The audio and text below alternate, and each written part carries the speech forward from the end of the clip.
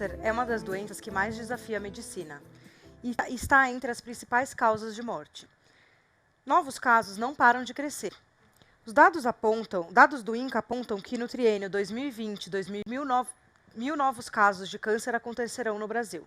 São 625 mil vidas, 625 mil famílias. Pessoas que precisam de tratamento com equipe especializada, estrutura adequada e equipamentos modernos, mas, acima de tudo, acolhimento e empatia, com um olhar atento da equipe multidisciplinar, para compreender e trazer respostas para os medos e angústias que surgem durante o tratamento. No Hospital Santa Catarina Paulista, acreditamos que todos juntos contra o câncer podemos atuar de forma integrada, somar ideias e ações que possibilitem um cuidado diferenciado e seguro aos nossos pacientes. Por isso, escolhemos como tema para o nosso painel a trajetória do paciente oncológico, da descoberta à recuperação. Eu sou Adriana Pena, médica hematologista do Hospital Santa Catarina Paulista, e junto com meus colegas, vamos apresentar para vocês uma visão sistêmica da forma como acolhemos e cuidamos dos nossos pacientes. Para esse primeiro bloco, eu quero dar as boas-vindas para a doutora Silmara Cristianini, médica oncologista do Hospital Santa Catarina Paulista, e o doutor Antônio Cavaleiro, coordenador do Centro de Oncologia do Hospital Santa Catarina. Acostumada a tratar os pacientes oncológicos ao longo de muitos anos de experiência, a doutora Silmara recentemente esteve do outro lado, o lado do paciente, quando descobriu um câncer de mama. Sil, como é que foi receber esse diagnóstico e lidar com todo esse processo e as angústias que envolvem essa doença? Boa noite, Adriana. Boa noite, Antônio. Boa noite a todos. É um grande prazer participar desse congresso.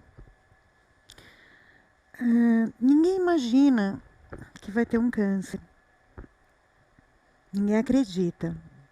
E como oncologista, menos ainda. É sempre uma surpresa, e mais ainda quando eu passei a mão na mama e senti um nódulo. Pela minha experiência, eu já sabia que era um câncer. Aí vem o medo, vem as dúvidas. Foi aí que eu fui conversar com o Antônio, meu amigo, quem a gente trabalha há muitos anos. E ele me acolheu na hora, ele se emocionou, quis ainda me dar esperança que pudesse ser um tumor benigno, já que não tínhamos a biópsia ainda. Mas quando sai a biópsia, nos paralisamos. Literalmente, perdemos o chão.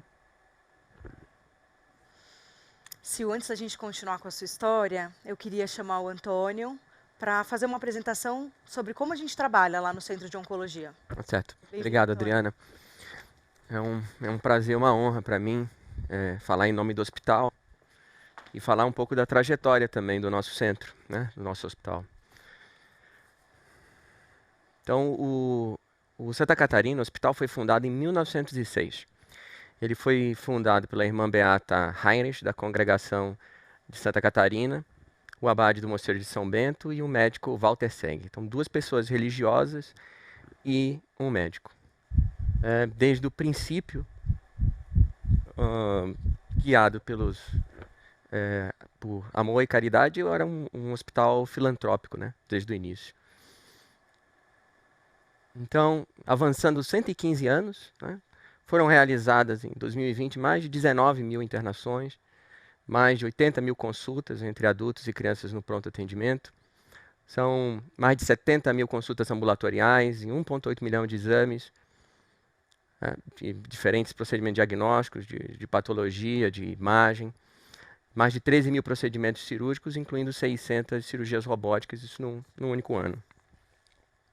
O nosso departamento de oncologia começou na configuração atual há aproximadamente uns 7 anos atrás. E quando a gente falar aqui da trajetória de um único paciente com câncer, eu queria que a gente contemplasse a quantidade de pessoas que estão envolvidas, né, na recuperação de um único paciente unitário. Então, é uma equipe muito grande e coordenar as ações de todas essas pessoas é muito desafiador, né? Então, são oncologistas clínicos nas suas diferentes áreas de atuação, são cirurgiões oncológicos especializados em mama, outros segmentos corporais, tórax, abdômen, cabeça e pescoço, hematologistas especialistas em transplante de medula, mais de 50 enfermeiros especializados e uma enfermeira navegadora, farmacêuticos, nutricionistas, todos os profissionais administrativos que dão suporte para nossas ações de recepção, autorização para procedimentos, compras, contratos, produção de indicadores, né, que acompanham a nossa qualidade assistencial, um psicólogo e psiquiatra. Centenas de consultas e tratamentos antineoplásicos por mês são realizados com o apoio de todo esse time. Radioterapia de alta precisão, nossos doentes também podem contar, guiada por imagens. E um time de radiologia intervencionista para a realização de biópsias, de ablações, quimioterapia intraarterial, embolização, tudo que um paciente pode precisar. O que muitas vezes é perdido e não sabe é que o Hospital Santa Catarina, embora seja um hospital privado, ele faz parte de uma rede filantrópica, né? E essa rede tem diferentes áreas de atuação no Brasil inteiro, tanto em saúde predominantemente, mas também em educação e assistência social, né?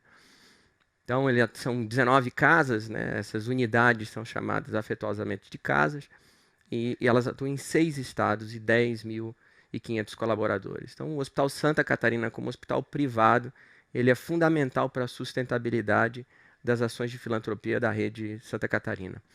E agora eu queria pedir a vocês para contemplar a fachada do início do nosso hospital, né? Um hospital na Avenida Paulista. A Avenida Paulista era então uma rua de casas, né? E o sanatório começou, o Sanatório Santa Catarina começou assim. As pessoas da cidade toda e dos arredores vinham aqui então para convalescer desde 1906. Aqui é o saguão principal. Então, se a gente volta para trás, né, são 115 anos atrás, o que a gente poderia oferecer, né, para um paciente que chegasse, por exemplo, com falta de ar? Se ele fosse diagnosticado, por exemplo, com insuficiência cardíaca, ele poderia ser submetido a um procedimento de sangria, colocação de torniquetes. Mas a gente, na maioria das vezes, como médico, embora enfermeiros, tivéssemos esses colegas super ocupados, muitas vezes não sabia exatamente o que estava acontecendo. A ciência para o tratamento e para o diagnóstico era muito precária. Então, em grande parte, e considerando todas essas décadas antes da existência até de antibióticos, o hospital tinha um papel de custódia, né? Então, ele oferecia um leito, né? Você tinha uma enfermeira atenciosa e você tinha um médico super ocupado que fazia tudo, fazia punções, olhava no microscópio, administrava tratamentos e acompanhava os resultados, muitas vezes sem exames, né? Então, a medicina era barata, mas um pouco eficiente, né, por boa parte da existência.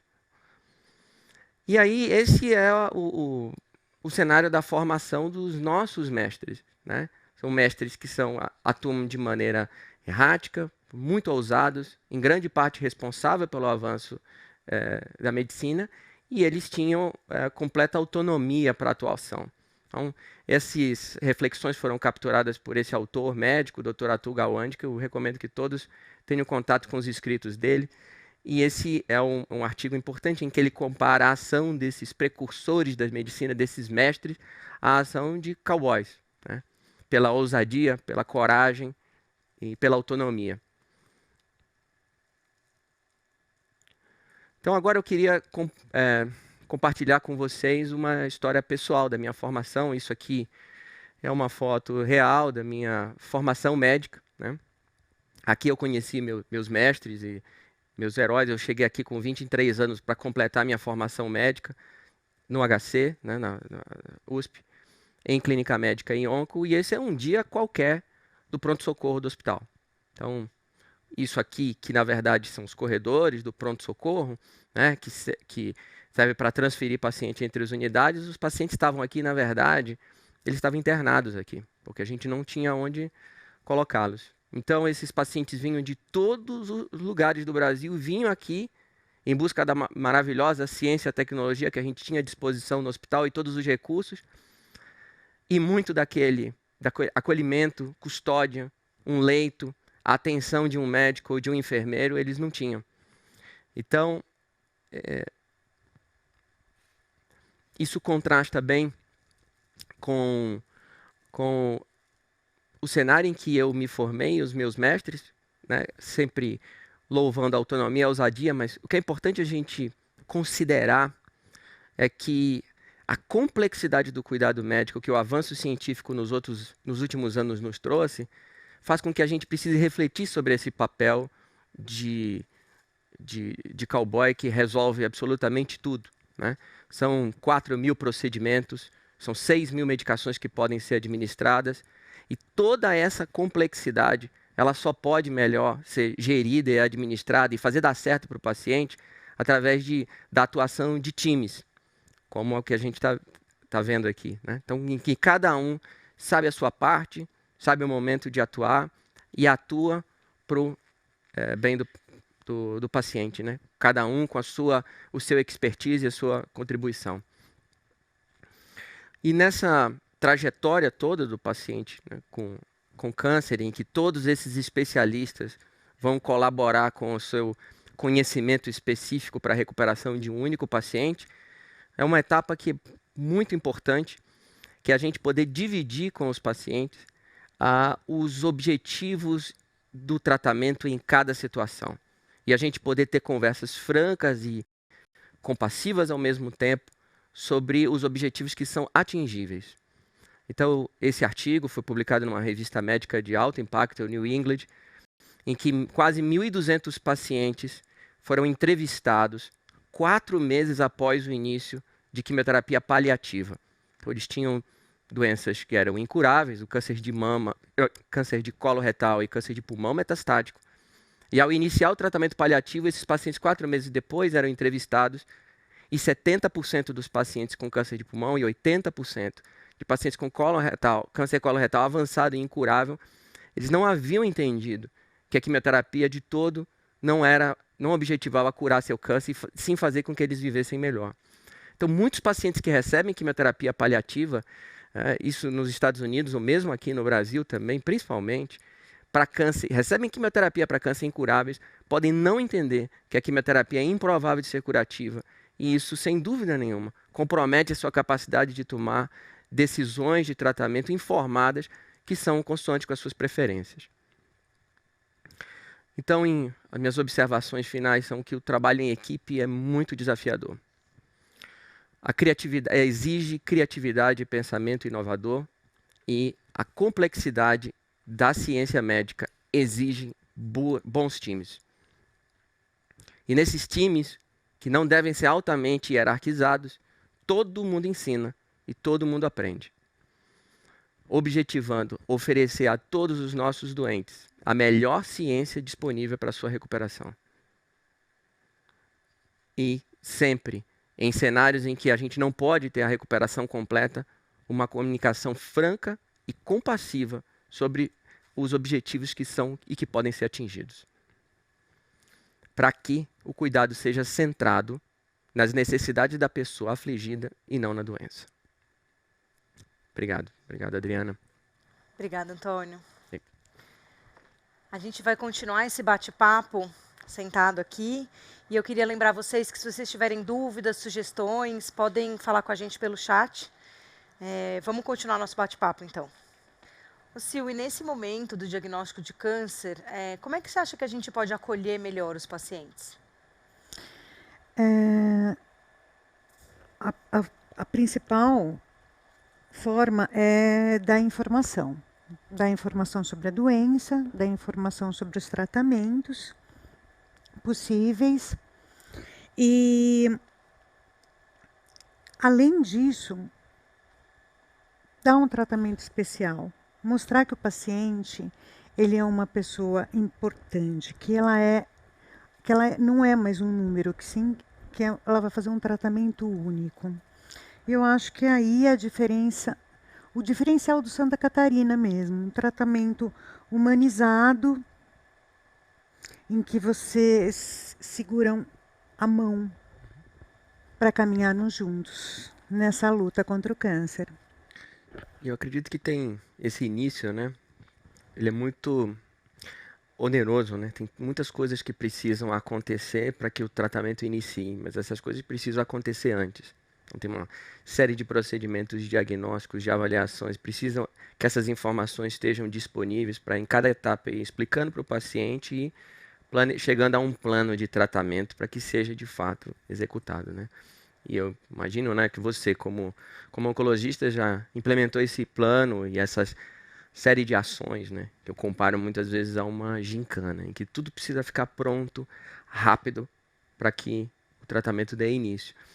E eu sempre percebo os pacientes nesses momentos assim meio distraídos, né? Estão distraídos porque às vezes quando a gente está explicando alguma coisa eles estão preocupados no resultado do tratamento e o que vai acontecer. E aí vendo de perto, né? Vendo a necessidade que você tinha de ter essa agenda, dia da biópsia, o resultado, a consulta com o mastologista, a consulta com o oncologista, a radioterapia, acredito que você tenha ficado muito sobrecarregada, né? Num momento em que você está mais distraída, não? Sim, porque é tudo muito rápido, né? Desde o diagnóstico, a marcar consulta, fazer exames, agendar biópsia, agendar o tratamento. Esperar por esses resultados. Esperar pelos resultados. São muitas informações e você ainda nem assimilou direito o diagnóstico. E por mais que eu seja oncologista, na hora que eu fui paciente, isso não mudou. Eu era uma pessoa comum, com todas as angústias, todas as aflições e as dúvidas. Tudo isso precisa acontecer muito rápido, né? Tudo isso precisa acontecer muito rápido e para ontem. E é pouco tempo, realmente, eu imagino, para processar, para assimilar e compreender as consequências, né, desses resultados e do tratamento. Com certeza. Porque o paciente, ele não tem ideia de que, nesse momento, as coisas têm que acontecer porque o câncer não vai esperar. Ele gostaria de ter um tempo, gostaria até de fugir. Todos os pacientes gostariam de fugir. Eu sei que eles vão entender isso. Mas não dá. Acolher, tratar e acompanhar o paciente com câncer é uma missão única, pessoal e memorável, né? O laço entre o paciente e os profissionais de saúde é determinante para que toda a trajetória percorrida seja mais leve e a gente alcance os melhores resultados. E para conversar mais um pouco sobre esses cuidados, eu queria chamar a enfermeira Dayana Hiromi, a enfermeira coordenadora da Oncologia do Hospital Santa Catarina Paulista. Day, bem-vinda. Conta para a gente um pouco sobre o papel da enfermagem nessa trajetória dos pacientes com câncer e na humanização do cuidado. Boa noite a todos. Gostaria de agradecer o convite e agradecer principalmente a oportunidade de estar aqui com vocês hoje para compartilhar um pouquinho sobre o papel da enfermagem na linha de cuidado do paciente oncológico, onde o enfermeiro ele vai atuar como um coordenador da assistência, desde o diagnóstico, durante e após o tratamento. Porque o profissional de enfermagem ele é o membro da equipe que permanece mais tempo ao lado do paciente, né? Então, muitas vezes, ele é o primeiro a identificar as angústias, os efeitos colaterais do tratamento, os problemas emocionais, sociais e até mesmo financeiros que esses pacientes vivenciam ao longo de sua trajetória. Por isso que o enfermeiro ele atua como um líder de assistência. Ele assume esse papel de liderança para que o paciente ele possa obter o melhor cuidado possível, com uma assistência realmente resolutiva, qualificada, segurando a mão, lado a lado com aquele paciente. E a gente conta realmente com uma equipe de técnicos de enfermagem, enfermeiros especialistas, o enfermeiro navegador, alinhado com toda a equipe multiprofissional, que vai acolher e apoiar o paciente, né, e seus familiares e os cuidadores em todas as suas necessidades. Daí, você mencionou a enfermeira navegadora. Conta mais pra gente sobre esse projeto. Bom, o enfermeiro navegador ele é um enfermeiro especialista e que possui um sólido conhecimento técnico-científico, uma experiência clínica vasta e realmente uma competência para prestar essa assistência de uma forma individualizada e realmente focada em todas aquelas necessidades do paciente, da família, né, e de tudo que envolve o processo de cuidado desse paciente. Então, ele vai prestar essa assistência desde o primeiro contato do paciente no nosso serviço de oncologia.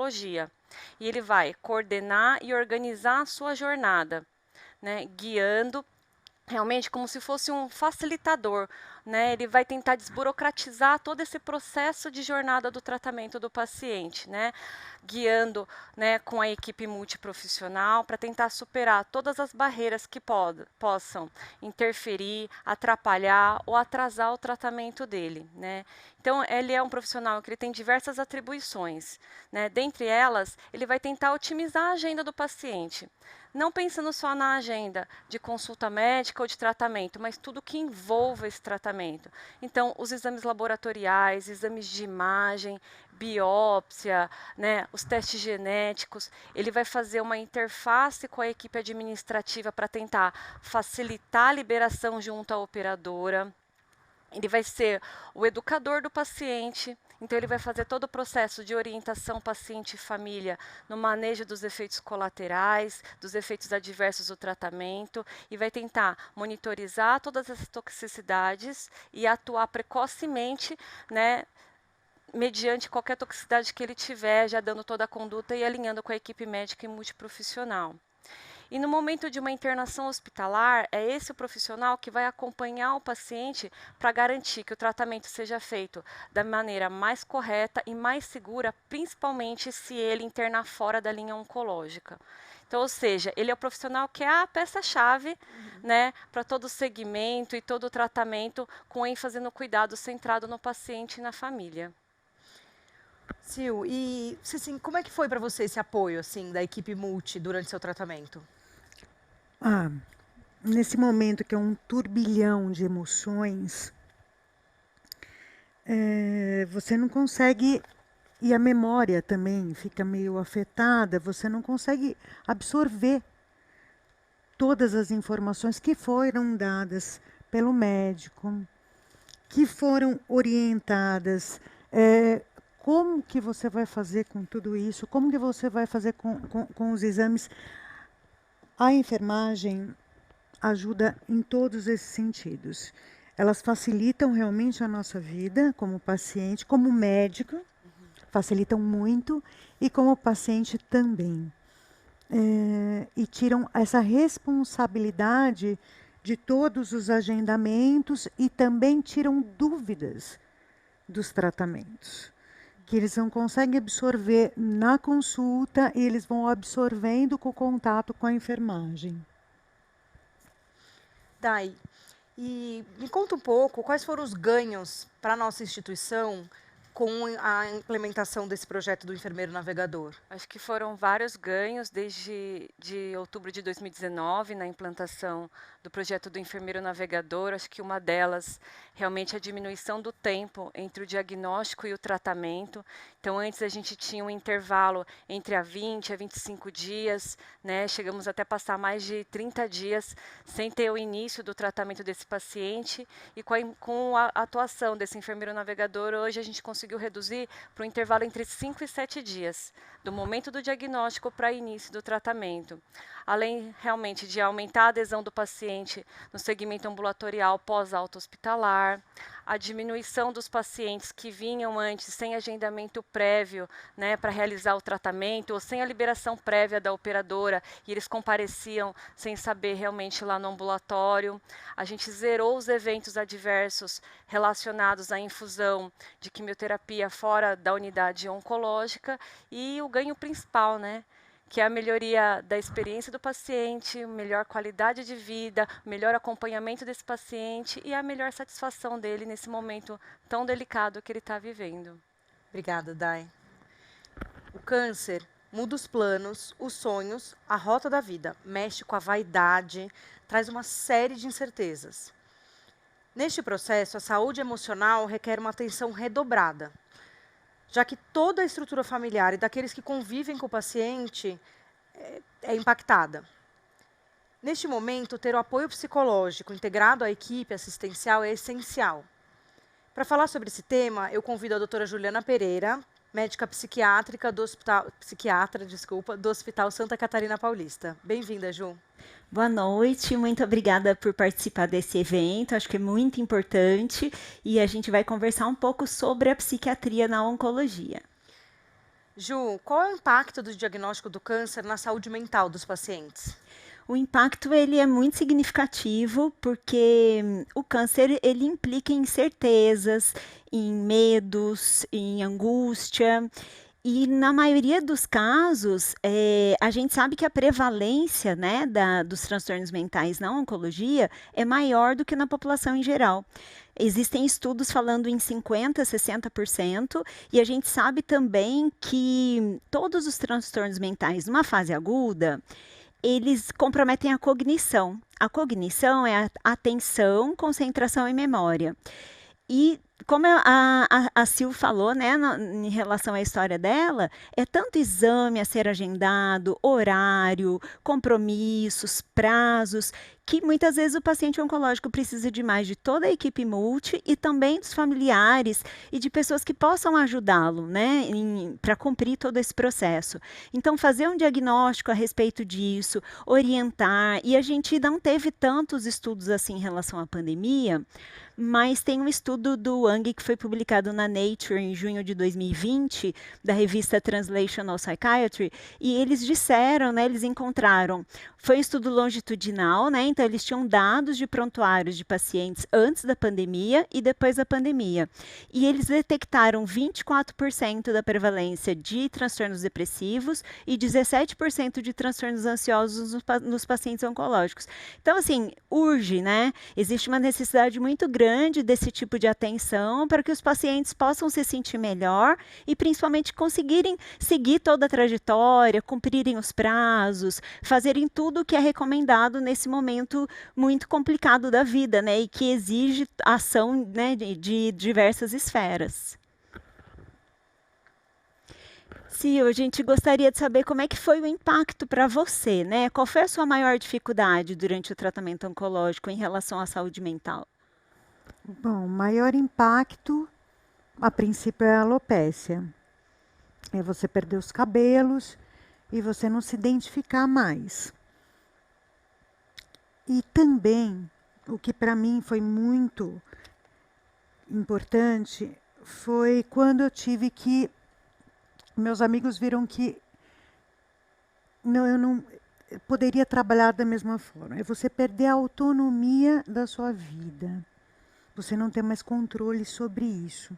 Isso também é uma das formas que mais nos agridem como paciente.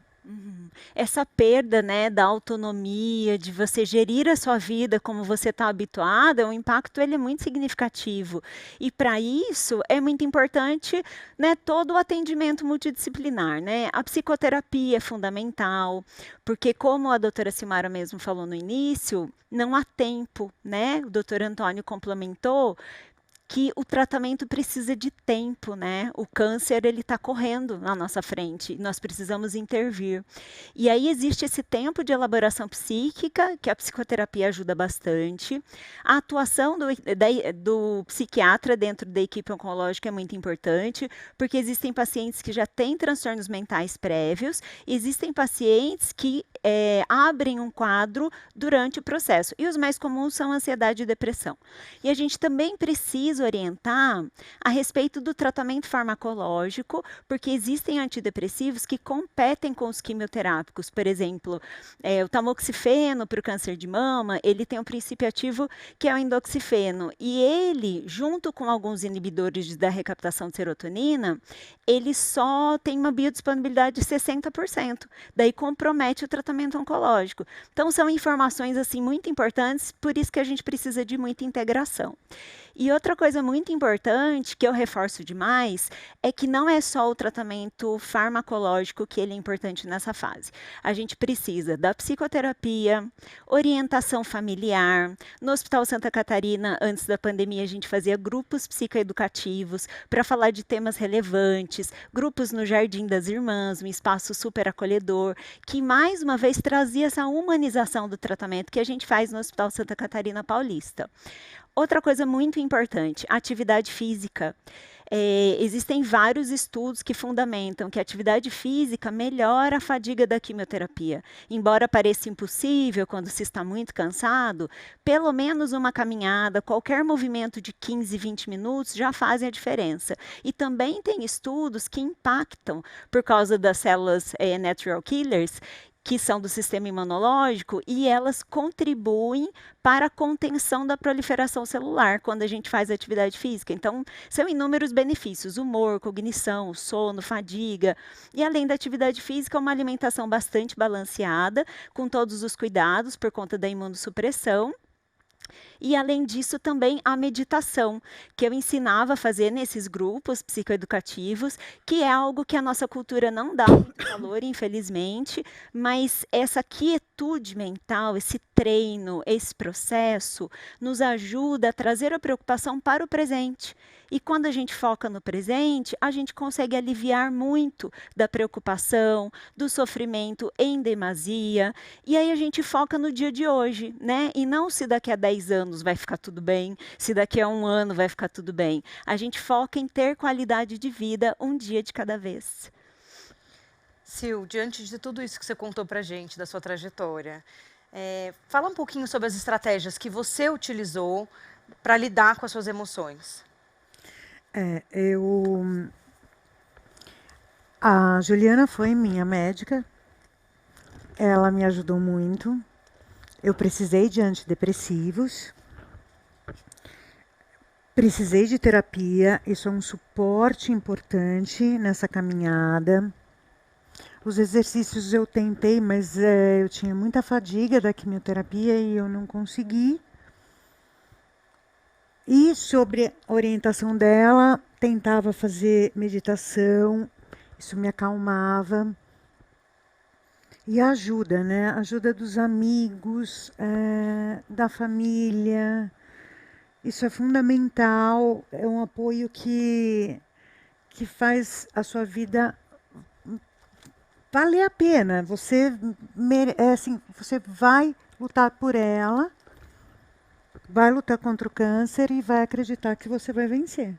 Você, uma vez você me falou que a troca com os pacientes foi importante também nessa sua jornada. Conta só um pouquinho pra gente. Exatamente, porque eu sempre atuo, sempre dando esperança para os pacientes, sempre falando da parte positiva e da transformação que, na realidade, acontece depois de um câncer. E quando eu estava do outro lado, né, como paciente, mas atendendo os pacientes, eles me davam força. A força que eles tinham durante o tratamento, que muitas vezes fui eu que incentivei, eles me retornaram. Então foi uma troca muito benéfica e me ajudou muito. Que bom. Eu gostei muito disso que você e a Ju falaram sobre a comunidade, a família, né? Em inglês existe uma expressão que é "it takes a village", que numa tradução livre é algo como "é necessário uma aldeia", né? Para que a gente faça várias coisas. E no tratamento do câncer isso não é diferente, né? Nesse momento, o papel da família, dos amigos, das relações com a equipe multidisciplinar é crucial para acolher o paciente durante essa caminhada. E lembrar que o nosso objetivo como cuidadores é oferecer o melhor tratamento, proporcionando qualidade de vida. E para ilustrar esse caminho, eu convido vocês a assistirem o depoimento da Daniela e da Elaine sobre a trajetória da sua mãe, uma paciente do nosso centro de oncologia. A descoberta desse nódulo na mama, na verdade, foi através de exame de rotina. Ela já fazia um acompanhamento. Ela tinha, que foi até uma ginecologista que descobriu e falou que ela tinha que acompanhar através de exames. Então, assim, para ver se havia um crescimento disso ou não. E ela ficou durante um tempo acompanhando isso. Até que um determinado dia fez um exame e deu uma alteração no tamanho. E foi quando ele tinha modificado. A minha mãe, ela sempre foi muito valente, muito. E é assim, ela descobriu, claro, assustou. Mas eu não sei que forma que foi esse susto, que para ela era um nada, parece. Sabe, ela ia fazer fez a biópsia e, né, tudo, e não, assim, era quase um nada, era assim, ia tratar, ia melhorar e não ia dar em nada. Ela se comportava dessa forma. Ela sempre encarou muito bem tudo. Foi uma coisa assim, minha mãe ficou doente e a gente começou a interação. A gente sempre foi unido, todo mundo. Só que a partir de então, a gente começou, ou eu estava, ou minha irmã estava, ou estávamos as duas. Era uma coisa assim impressionante, sabe? Começou dessa forma. Então assim, quem vai na quimioterapia com a mãe hoje? Vou eu? Vai você? Alguém ia? Sozinha ela não ia. A gente não deixava ela só com meu pai. A gente estava o tempo todo junto. Porque ela ficava muito com a gente. A quimioterapia semanal virou um programa, porque a gente saía da quimioterapia e sempre ia num restaurante, sempre ia para o shopping, sempre ia fazer alguma coisa que ela gostava. Então, os efeitos colaterais eu acho que foram muito pequenos comparados com as vantagens, os efeitos bons que ela teve do tratamento que ela recebeu. Então, a barriga dela desinchou, né? Os pés dela começaram a desinchar. Então, ela teve os efeitos positivos, né? Bom, os resultados eram sempre positivos à medida que ela ia avançando na quimioterapia. Então, o nível, né, os índices que poderiam indicar uma cirurgia iam abaixando. Então, essa realidade cada vez mais se aproximava da cirurgia. Ela não tinha medo da cirurgia em si, do que ela teria que fazer, da proporção da cirurgia. Ela tinha medo do coração. De dar alguma coisa errada na cirurgia com o coração, e não a cirurgia em si. O medo cirúrgico era o coração. Era como se tudo tivesse acabado ali. Pronto, agora acabou, o problema acabou. Um mês depois da cirurgia, os problemas voltaram a acontecer, né? O inchaço na barriga abdominal, a inapetência, aí levou a fazer novos exames, aí descobrimos a metástase no pulmão. Deu para notar assim, tipo a decepção também de ter acontecido tudo, sabe? Ter voltado tudo de novo, ter descoberto tudo de novo. E ela desiludiu bastante nessa fase. Essa fase ela ficou meio abatida, porque para ela a cirurgia tinha resolvido todo o problema, tinha acabado tudo. E na verdade não tinha acabado. Ela vinha para o hospital, então, só que a coisa assim foi conduzida de uma determinada forma que assim, as pessoas, toda a história, né, foi se encaixando sem ninguém falar nada, vamos dizer assim. É como se as pessoas do hospital fizessem parte da vida dela. As pessoas, quando ela fazia químio, as pessoas da químio faziam parte da vida dela. Ela falava muito, assim, as pessoas, as meninas lá da quimioterapia, nossa, parecia assim, eram as amigas dela, em pouco tempo. Entendeu? Foi tão pouco tempo, mas o negócio foi muito intenso. E ela era todo mundo começou a fazer parte da vida dela.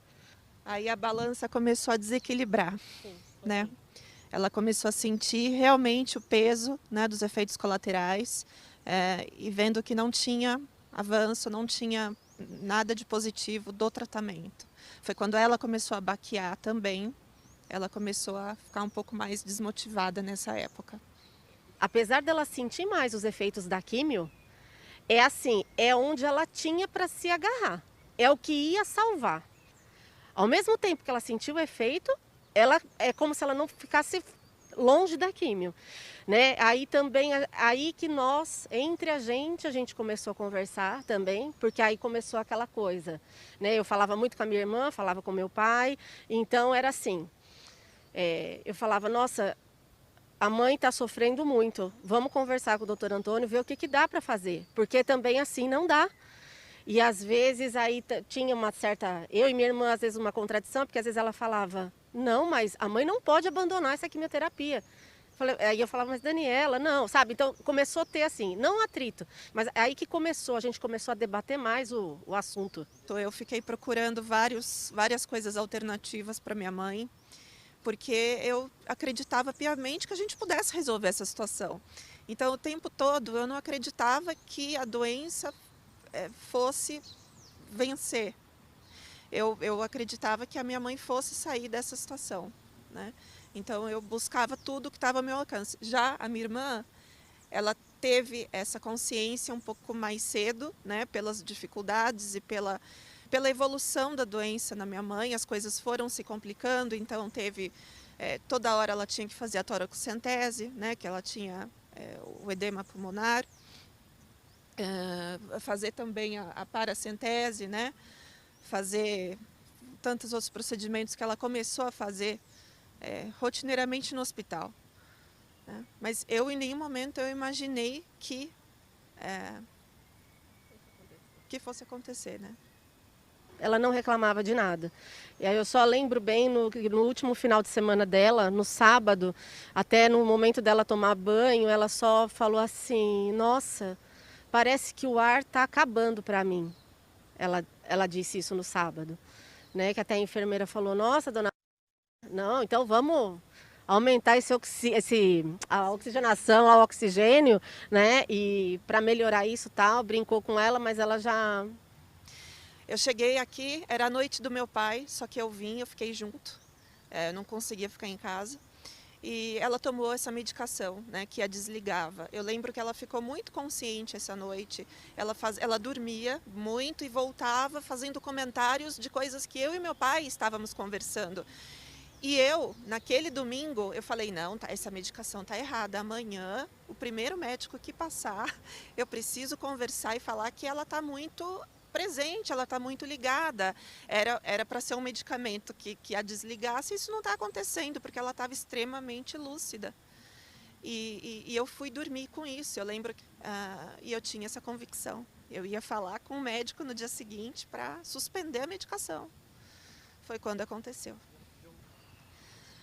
A gente sentiu falta de toda essa rotina que a gente tinha no hospital. Eu cheguei a comentar com a minha irmã que eu ficava em casa imaginando que eu tinha que voltar para o hospital. Então, a gente criou um vínculo tão grande com as pessoas que cuidaram dela, né, nos últimos meses, com as enfermeiras, com as técnicas de enfermagem, com as meninas da copa, as meninas da limpeza.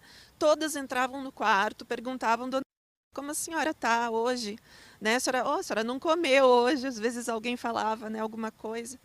Então, todas gostavam muito da minha mãe, porque minha mãe sempre foi muito, muito sorridente, muito simpática com todas elas.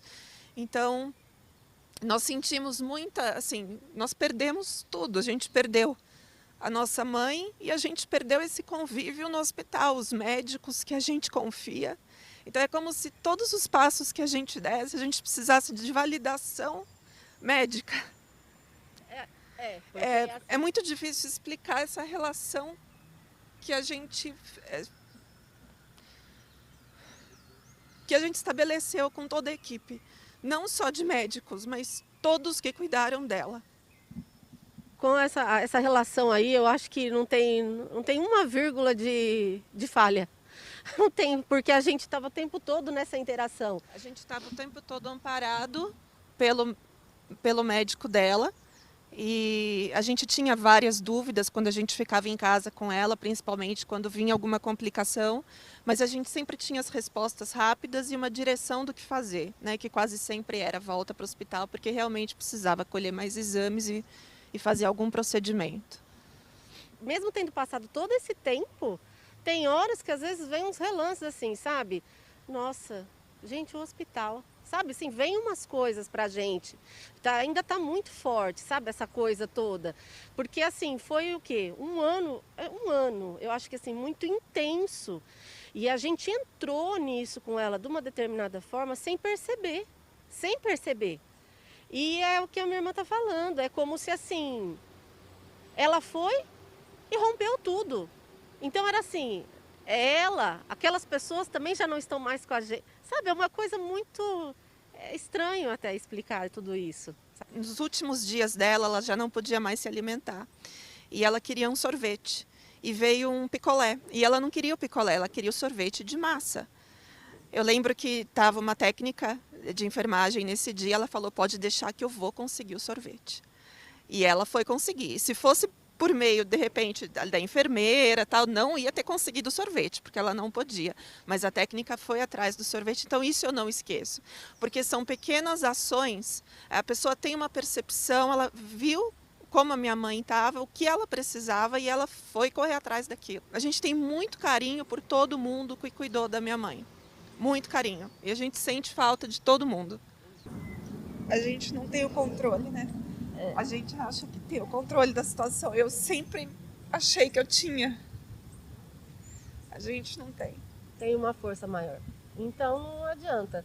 E assim, doutora Antônia... Tudo foi feito. Sim. Tudo foi feito. Depois desse vídeo emocionante, eu gostaria de chamar para participar de uma mesa redonda o Dr. Antônio Cavaleiro, a doutora Silmara Cristianini, a enfermeira Dayana Hiromi, a doutora Juliana e o Dr. Hamilton Silva. Obrigada.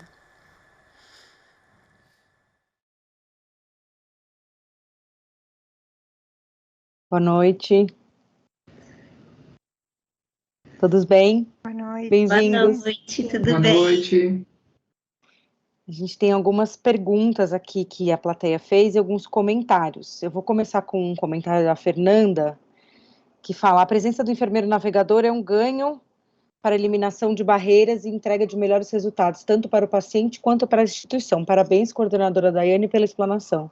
E aí eu queria jogar uma bolinha para o Antônio e talvez até para o Hamilton, para saber, na experiência deles, o que o projeto do enfermeiro navegador mudou, né? O que teve de ganho para a atuação de vocês, não só para a instituição, né? A Dai falou muito sobre a instituição, os ganhos que a gente teve na instituição, mas em relação à atuação do médico dentro da instituição, como é que o enfermeiro navegador trouxe benefícios? Bom, primeiro para mim, porque economiza tempo da gente, né? Acho que é a primeira coisa, né? Que a gente sente diretamente, né? É muito comum nessa primeira consulta, em que os pacientes e a família têm muita perplexidade, pasmo, e muitas vezes você os percebe distraídos durante a consulta, né? Então, existe também uma certa maturidade de educar progressivamente o paciente, né, sobre do que ele pode receber, mas tem coisas muito práticas, importantes que essas informações sejam coletadas e estejam disponíveis para a gente, para o planejamento do tratamento. Então, nessa hora que ele deixa o consultório com um monte de papel na mão para fazer agendamento, ressonância, a biópsia, o resultado da imunistoquímica, é o painel molecular, é a consulta na radioterapia, no mesmo dia da cirurgia. É simplesmente demais, é muito oneroso, mesmo os pacientes vindo acompanhar. Então, de ter alguém que tem tempo, logo depois que a consulta acaba, e ele se vê do lado de fora do consultório, com todos aqueles papéis na mão, e toda aquela, chamo de gincana, né, para ser cumprida o mais rápido possível, e ter alguém que quebra esse momento da consulta e diz, não, senta, vamos resolver junto aqui, olha, você consegue fazer a ressonância mais tarde? Que hora você comeu? Olha, eu consigo uma vaga para biópsia amanhã de manhã, tá tudo bem? Dá para fazer? E aí, à tarde, o colega da radioterapia está aqui. Então, essa continuidade de cuidado, depois que o doente deixa o consultório, ela poupa muito tempo da gente, né, médico, que pode dedicar a coisas que só a gente pode fazer, né, e traz esse conforto, vamos dizer assim, imediato para o doente. Porque ele saiu dali, aí ele recebe a ligação, olha, está confirmada a biópsia amanhã às 8h30, você consegue vir? Então, isso eu sinto que faz muita diferença, e o doente percebe que é um sistema todo que está preocupando com ele e está cuidando dele, né? Certo, Hamilton? Você vê, né, também, assim, que Sim. às vezes é simplesmente coisa demais, né, para administrar exatamente no momento em que você está mais fragilizado, emocionalmente de atenção, de memória também, né? Porque você está preocupado com o que vai acontecer com a sua família, se você vai conseguir trabalhar, se você vai... os efeitos colaterais do tratamento. Existe muita, né, preocupação. Esse é um trabalho fundamental, assim, por esse aspecto burocrático que a gente vê, como o Antônio falou. Então, essa primeira consulta do paciente, ela é um dos momentos durante o tratamento mais difíceis, né? Como a Silmara bem falou durante a apresentação, na verdade, você não consegue assimilar tudo aquilo que você precisa assimilar naquele momento. Levando em consideração que hoje os tratamentos oncológicos, eles são muito complexos, a gente depende de várias especialidades, né? Trabalhando de uma maneira conjunta e articulada, você ter essa pessoa que ajude a organizar tudo isso, faz com que o tratamento, no final das contas, dê certo, né? A gente sabe isso medido em estudo, né? Só que eu acho que, para além disso, tem um papel também fundamental da enfermeira navegadora, porque eu acho que é aquele segundo ombro amigo que o paciente recebe. O primeiro é da gente, né? A gente que recebe a família, e o segundo é a enfermeira navegadora.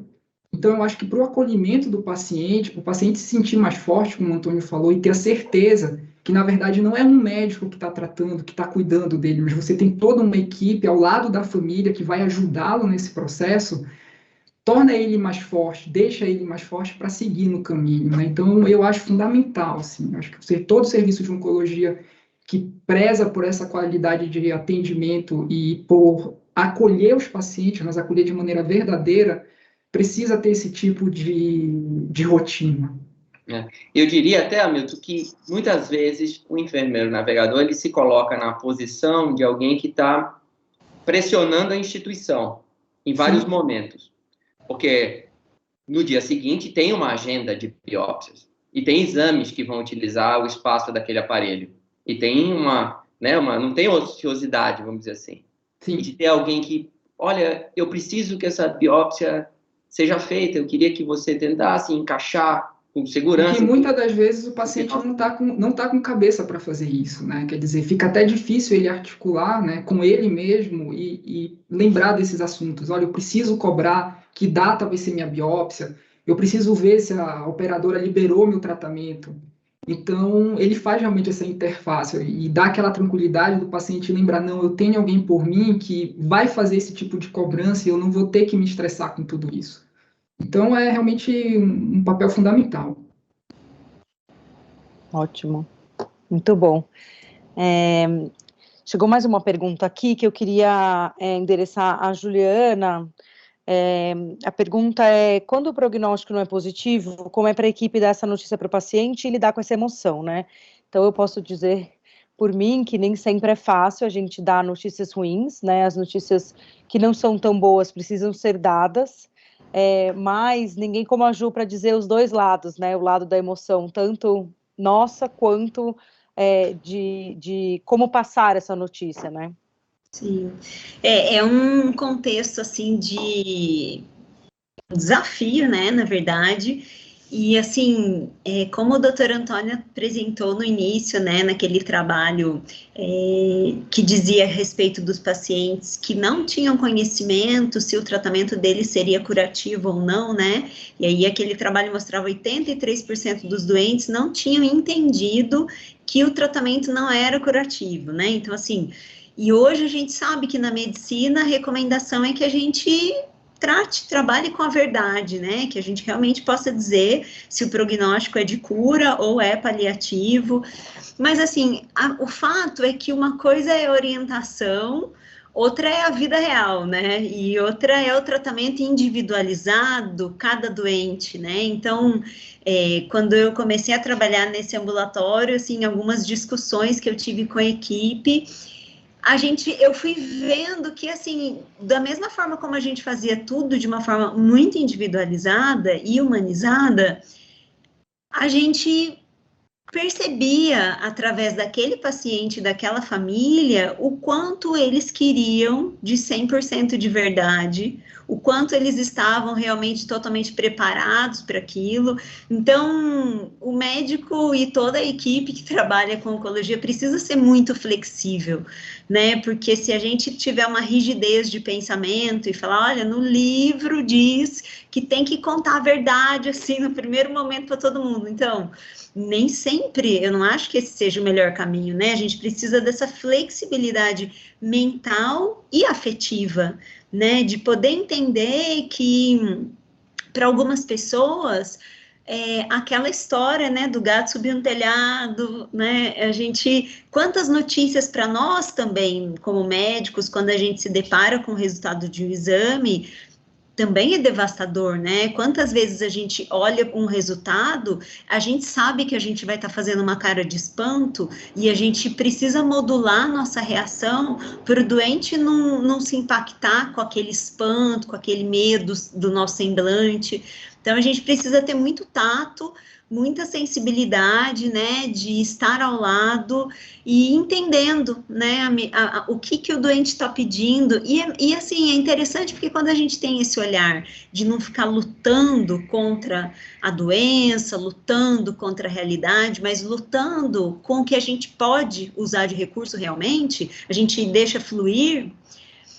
Os doentes dizem pra gente o que eles podem, o que eles querem saber, sabe? Não é algo muito difícil da gente perceber quem é que quer a verdade 100%, o tipo de pergunta que eles nos fazem. Então, a gente vai sentindo, mas o mais importante é isso, né? Nossa vontade de lutar contra um prognóstico difícil, a nossa vontade de estar ao lado, se realmente não haverá cura, mas eu sei que eu fico repetitiva, gente, porque eu sempre volto na mente meditativa, que é essa mente que ela se programa para estar sempre num sentido observacional, né? Então, é muito difícil, porque nós somos seres humanos, nós reagimos, nós sentimos, nós temos medo, mas quando a gente aprende a olhar a vida um pouco de fora, né, a gente aprende a entender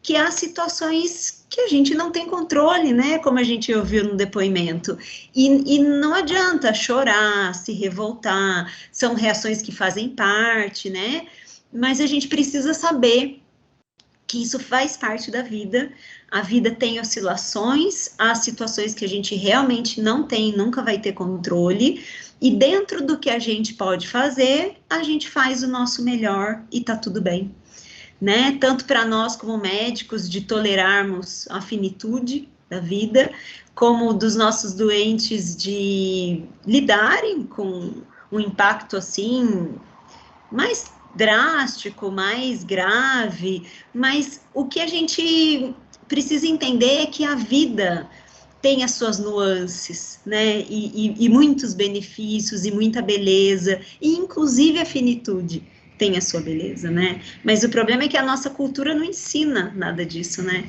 em geral a nossa cultura ensina que a morte é uma coisa catastrófica, né, algo assim, o pior evento da vida é a morte, só que a gente já sabe que a gente vai morrer quando a gente nasce. E uma derrota, né, Ju? E uma derrota, exato. Perdeu a luta para o câncer, né? Exato. É sempre a que a gente mais ouve, né, quando o paciente falece de câncer, perdeu a luta contra o câncer, né, quando tem uma reportagem sobre alguém, e aí eu fico pensando assim, perdeu, né, será que perdeu mesmo? Mas eu acho que para a gente que é profissional também é sempre difícil, né, a gente, durante anos de profissão, a gente trabalha isso, né, de como dar essa notícia, né, e acho que a Ju falou muito bem, assim, nem sempre a notícia é de uma vez, né, tem alguns pacientes que toleram que aquela notícia seja dada de uma vez, e tem outros que não querem, eles querem que a notícia seja dada aos poucos, e isso é muito um feeling, né, que a gente vai desenvolvendo.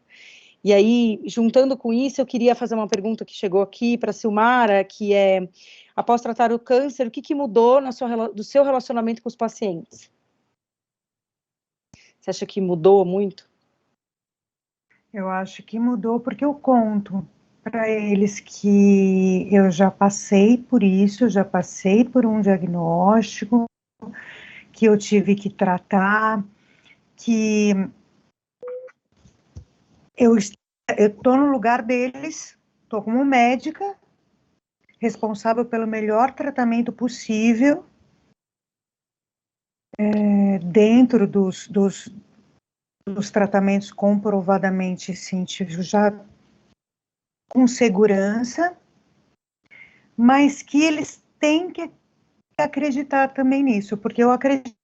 Então, eu dou um tratamento e dou um apoio por ter passado por tudo isso e que eu acreditei. Como eu prescrevo a quimioterapia, eu prescrevo os tratamentos oncológicos, eu acredito. Então, a diferença entre mim e um paciente era que eles não sabem exatamente que isso funciona, não sempre 100%, mas em muitas vezes. E quando eu ia fazer a quimioterapia, eu olhava para aquele soro e pensava, isso vai ser o elixir da minha vida. Seja ela quanto tempo for. Então, você tem que acreditar que a participação não é só do médico, da enfermagem, que o paciente ele também é protagonista do seu tratamento. E ele tem que acreditar nisso e buscar buscar informações e ter todo esse acolhimento, né? Que isso eu acho que isso é fundamental para a gente continuar numa hora dessa. Quando eu falo para os pacientes, eu mostro toda a minha trajetória e ajudo eles aí junto com todos os efeitos colaterais, explico para eles tudo que eles têm que falar. Eu acho que isso é importante. O paciente ele tem que falar para os médicos, tem que falar para a enfermagem, tudo que aflige, todos os efeitos colaterais que a gente pode ajudá-los a diminuir e que isso um dia vai passar. Ótimo, Sil. Obrigada. Chegaram duas perguntas aqui que são sobre cuidados paliativos. As duas são bem parecidas a respeito de como que a gente comunica cuidados paliativos, como é que a gente conversa com os pacientes e com as famílias a respeito de cuidados paliativos. Eu queria ouvir um pouquinho a opinião do Antônio, depois eu queria ver um pouquinho também a opinião da Dá em relação a como a enfermagem atua, né, nesses pacientes em cuidados paliativos. Qual que é a importância aí da enfermagem? Eu acho que é importante, primeiro, como médico, né, eu acho que é importante a gente sempre se esforçar para ter uma comunicação clara, porque eu percebo em doenças graves que é muito fácil a gente evitar esse assunto.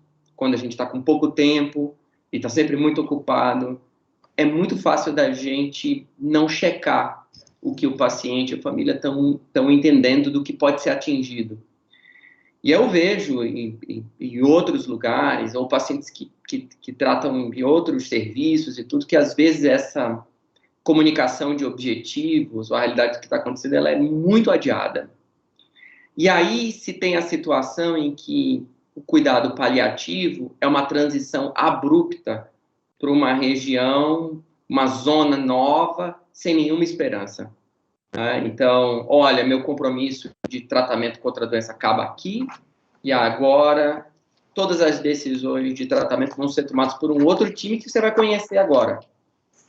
Isso eu acho que é péssimo, experiencialmente, para o doente e a família, né? É do tipo, é muito abrupto. E assim, por exemplo, tem pacientes que têm doenças que são reconhecidamente em 2021, que são incuráveis em qualquer parte do mundo com a tecnologia hoje disponível, mas estão bem. E é importante a gente dizer que, olha, o objetivo do tratamento, seja contra a doença, ou seja para manejo dos sintomas, é para manter você bem pela maior parte do tempo. E, em muitos casos, um médico paliativista, um médico de uma determinada especialidade, do grupo de dor, ele pode já estar mais cedo e trabalhar concomitantemente, enquanto a doença é tratada de maneira específica, mas às vezes eu explico isso para o doente, eu digo, olha, eu estou te tratando, não estou tratando só a doença, né? O seu interesse vem em primeiro lugar, né? E como você reage aos tratamentos, os efeitos colaterais, como isso impacta no seu dia a dia, isso é muito importante para a gente tomar decisão de parar, de interromper, de reduzir dose, de adiar, de trazer um outro colega para ajudar no manejo de sintoma. Então, eu vejo que essas coisas estão ligadas. Então, por exemplo, um adiamento, porque é mais fácil evitar esses assuntos por um bom período de tempo, de uma doença que às vezes tem uma sobrevida que é conhecida, né, mundial, e essa transição abrupta para, de repente, eu não tenho mais esperança de melhorar, eu não vou sentir bem porque eu não tenho tratamento específico. E essa transição abrupta de cuidados para uma equipe que o doente não sabe, nem a família sabe quem é, né? Então, eu acho que isso tem que ser evitado a todo custo, sabe? Né, Dai? Você vê isso, assim, né? Às vezes do tipo, agora então, é cuidados paliativos, a gente não tem um tratamento contra a doença, né? E é isso mesmo, é o quanto que a gente consegue desmistificar aquela palavra do não tenho mais nada a fazer, né? É tirar aquela ideia do neste momento, não é que não tem mais, é o momento que a gente mais vai atuar, mas vai atuar em relação a todo alinhamento de equipe multi, seja a equipe de paliativo, dor, a oncologia, mas toda a equipe multi referente à nutrição, fisioterapia, enfermagem, do quão trabalho a gente tem nesse momento de cuidados paliativos para manter realmente o paciente, nesse período de cuidados paliativos, período de terminalidade, confortável, com qualidade, e aquele apoio fundamental à família. Então, é tirar aquela ideia do você está desistindo de mim, você está desistindo de tratar, não tem isso, né? Então, quanto que a gente trabalha muitas vezes com a equipe de psicologia, com a equipe multi no geral, para que a gente tire essa ideia mesmo, né? É justamente ao contrário, é o momento que nós estamos aqui, o quanto que a gente se faz presente para o paciente, né? Tanto a equipe médica, quanto toda a equipe multi, né? De dar este apoio e falar, não, nós estamos aqui e é o momento que nós vamos mais fazer, né? Para aquele momento, né? Que seja, né? Seguir o paliativo, que nós temos paciente, né? De cuidados paliativos há anos, né? E que se sentem melhor, mais saudáveis e mais ativos, exatamente porque interromperam o tratamento ativo contra a doença. Isso mesmo, né? É um momento que a gente maneja muito mais os sintomas, a gente acolhe muito mais e a gente consegue melhorar essa questão dessa qualidade de vida, né? Essa qualidade do fim de vida. Porque às vezes os incentivos para o que chamam de obstinação terapêutica, eles são enormes. Primeiro a gente, né, quer resolver um problema que foi apresentado nisso, existem interesses, não, o paciente, família, existem às vezes interesses econômicos envolvidos nessa obstinação, né, por mais e mais tratamento, mas sem que isso represente mais saúde, mais qualidade de vida e em certos cenários, em algumas doenças.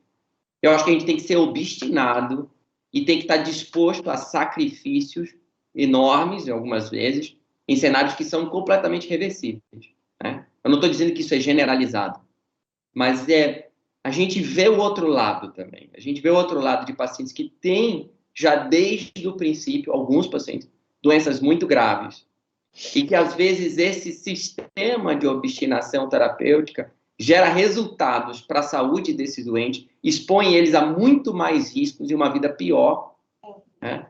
E isso comumente acontece, não é uma coisa rara, né, de acontecer. Sim.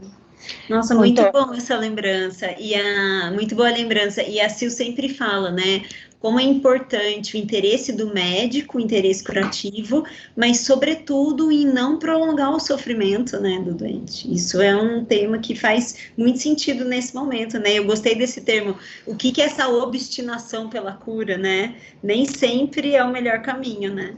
A gente tem no ambulatório, eu faço um ambulatório no Santa Marcelina, né? E a gente tem pacientes idosos com leucemia aguda. E a gente sabe que leucemia aguda em pacientes idosos é uma condição bem difícil de ser tratada, né? E principalmente no SUS, onde a gente tem poucas opções de tratamento, né? E uma das coisas que a gente está fazendo um trabalho agora de levantamento é o que a gente fazia antes e o que nós estamos fazendo agora.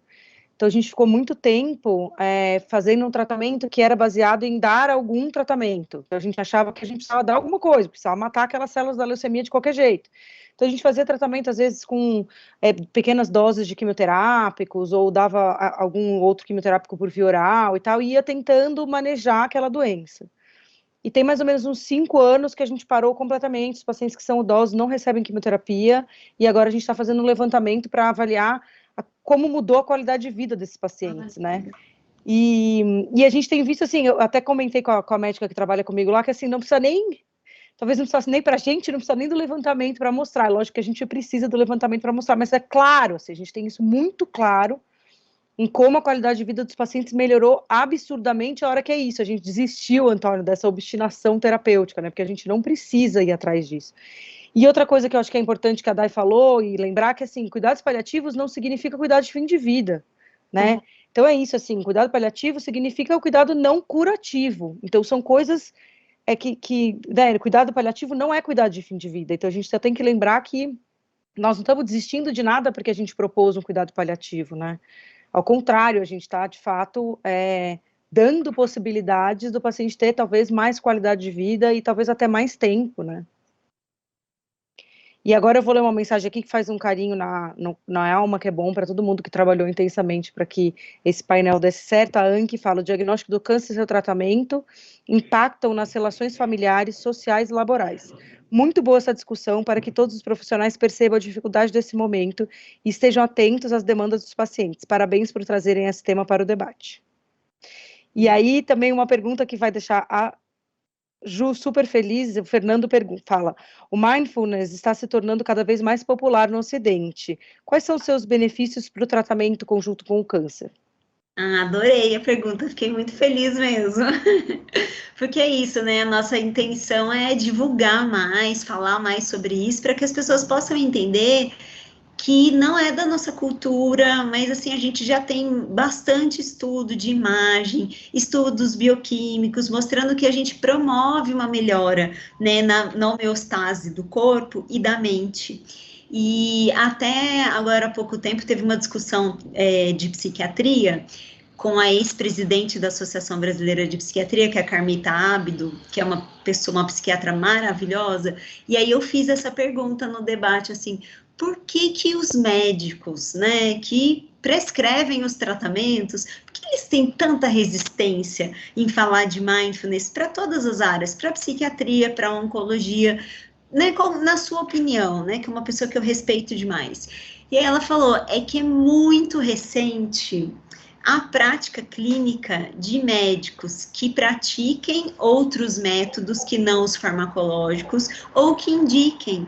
Então, assim, é da nossa cultura também que o médico vai prescrever um remédio, uma cápsula, que vai resolver todos os problemas. Só que a prática clínica hoje mostra que não é só isso, né? Existem casos que só usam comprimido e melhoram pra caramba de todos os seus contextos, mas o estilo de vida e esse trabalho mental, eles exigem um esforço maior, né? Afinal de contas, não é fácil se cuidar bem, se cuidar integralmente de uma forma positiva. Então, a minha experiência na oncologia, falando sobre mindfulness, falando sobre meditação, quando a gente fazia os grupos no Jardim das Irmãs, eu sempre fazia no finalzinho alguns minutos de meditação para que pacientes que nunca tivessem tido a experiência disso pudessem sentir um pouquinho. Eu brincava que é uma degustação só, gente, só para ter o gostinho dessa leveza, dessa calma. E muita gente dizia para mim: nossa, imagina, não consigo ficar nem 5 minutos. E eu falava: gente, vai ser bem rapidinho, não dizia o tempo. E aí eu conduzia uma meditação guiada, né, orientando sobre a respiração, sobre o foco no corpo, sobre o foco nos barulhos da natureza, o foco no barulho dos carros que passavam na Paulista. E aí, quando a gente acabava, gente, era bonito de ver, sabe? As pessoas saíam assim: ai, que delícia, nossa, adorei. Então, e aí eu dizia: olha, a gente ficou 7 minutos, a gente ficou 9 minutos. E as pessoas faziam assim: nossa, imagina, a sensação que eu tive é que eu fiquei 3. Ou seja, pessoas que eram hiperansiosas, né, porque na ansiedade o tempo passa numa velocidade diferente do tempo das outras pessoas. As pessoas que eram hiperansiosas, com essa experiência em que elas experimentavam a quietude, né, e o gosto desse momento mais calmo, as pessoas saíam assim, nossa, gente, gostei muito. Falei, então, agora tenta treinar em casa, né? Tem inúmeros aplicativos de meditação guiada, tem pagos, tem gratuitos, tem no Spotify, tem no YouTube, enfim. Basta procurar e põe um timer no seu relógio, no seu celular. Comece com 3 minutinhos todo dia, vamos ter uma meta de chegar em 10, mas é a prática. E na oncologia, que existe uma ansiedade existencial, é um treino que traz um benefício enorme. A maioria dos pacientes que consegue fazer, reporta benefício. Uma vez o Antônio falou para mim, mas os pacientes não têm tanto tempo, né, Ju? Não sei se... Né? Tem gente que demora tantos anos para aprender a meditar, não sei quanto tempo eles vão ter, né? Se são todos, não sei. E assim, todos que durante o grupo conseguiram fazer um pouquinho disso, a gente viu benefício, sabe? A gente viu deles poderem aprender que daí em casa eles podiam repetir. Algumas pessoas eu faço na própria consulta de psiquiatria, 3, 4 minutos, não toma muito tempo da consulta, mas a pessoa sai com uma experiência diferente, e aí ela sabe que ela pode aplicar aquilo na casa dela. E não é fácil? Não é. Tem gente que é muito agitada e não consegue sentar e parar. Mas aí eu oriento que dá para fazer lavando louça, dá para fazer tomando banho, dá para fazer escovando o dente, dá para fazer numa caminhada, observando os barulhos, a sua musculatura, o seu batimento cardíaco.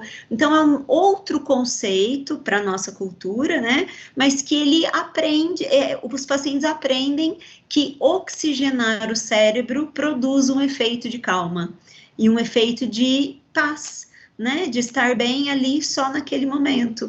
E aí eu já acho que é maravilhoso, né, a gente não precisa de mais nada na vida do que momentos de paz, né.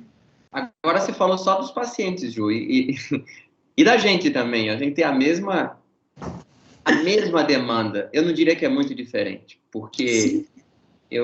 Muitos de nós também, às vezes, mesmo, né, gozando de uma saúde plena ou de problemas muito menores, em vários momentos a gente se flagra sempre muito, muito preocupado, muito angustiado. E isso, claro que, né, reflete como a gente oferece cuidado, né? Sim, sim. Então, às vezes a gente fala que é uma coisa que só recomendar para eles, mas tem muito que a gente pode fruir, né?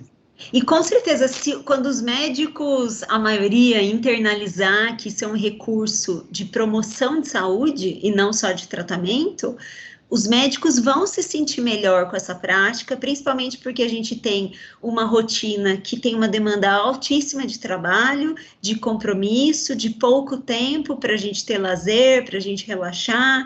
Então, quanto mais intervenções a gente puder trazer para a nossa vida, para a gente viver melhor, isso vai se refletir nos nossos pacientes, sabe? Não é incomum eu ouvir pacientes que chegam super angustiados na consulta, e eu gosto de, né, ter um tempo maior de consulta. Eu não sei fazer consulta rápida, porque a minha ideia é fazer como o Winnicott fazia. O Winnicott foi um pediatra psicanalista, e ele dizia, eu faço do meu momento da consulta uma intervenção terapêutica.